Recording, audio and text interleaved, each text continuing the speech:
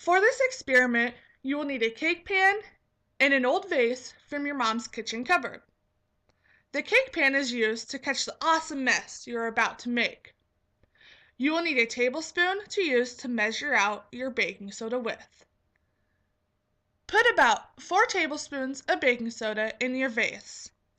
There is no real need to measure out exactly 4 tablespoons of baking soda.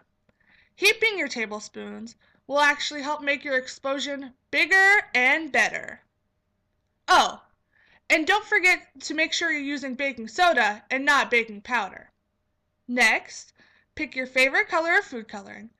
I chose green and put about 6 to 8 drops in my vase. I also used glitter to give my explosion a little sparkle.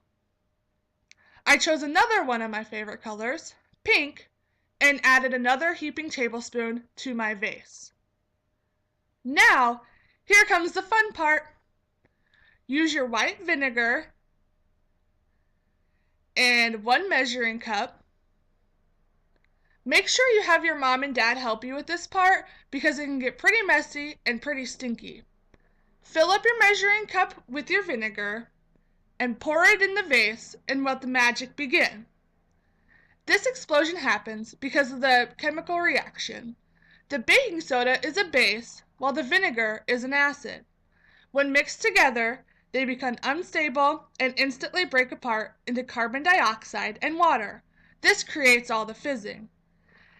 After your explosion fizzles out, make sure to help your mom and dad clean up your mess.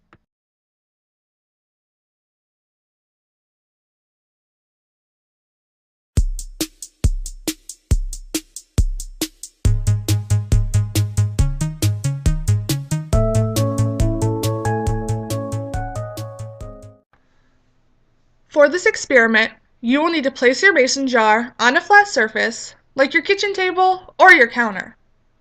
Next, take your soda and pour it into your jar, up to about where my finger is at, 3/4 of the way.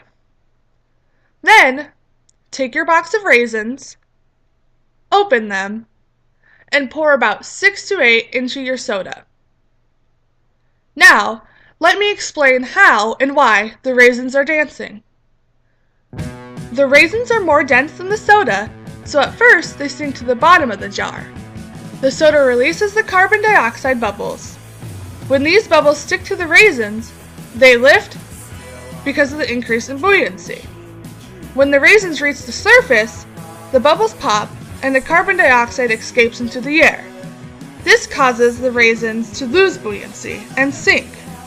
The rising and sinking continues until the soda loses carbon dioxide and goes flat.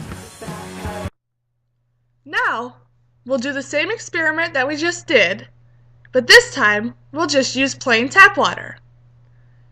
Fill your jar up about 3/4 of the way with your tap water, just like you did with your soda. Next, take your raisins and pour about 6 to 8 in the water and watch.